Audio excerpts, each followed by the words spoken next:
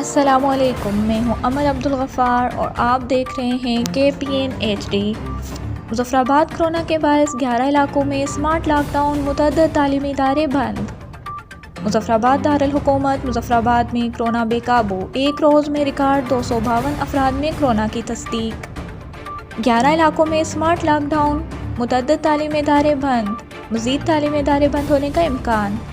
تفصیلات کے مطابق دارالحکومت مظفر آباد، گھڑی دوپٹہ، تحصیل پٹکا میں کورونا بے قابو ہو کر رہ گیا ہے۔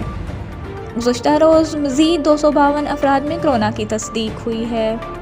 ضلع انتظامیہ نے محلہ اپر چھتر، جلال آباد، Nalochhi, Tariqabad, Shaukat line, lower plate, Chehla Bandi کھیانی، محلہ Ranjata, ward number 7، upper Chhatar, مہاجر colony, Khan market, Nadol ward number 5 میں اسمارٹ لاک ڈاؤن نافذ کر دیا گیا ہے، جبکہ گورنمنٹ مسرت شاہین اسکول، سٹی مدینہ مارکیٹ، وائز ہائی اسکول رنجاٹا، جناح پائلٹ ہائی اسکول نمبر 2 سمیت متعدد تعلیمی ادارے ایک ہفتے کے لیے بند کر دیے گئے ہیں۔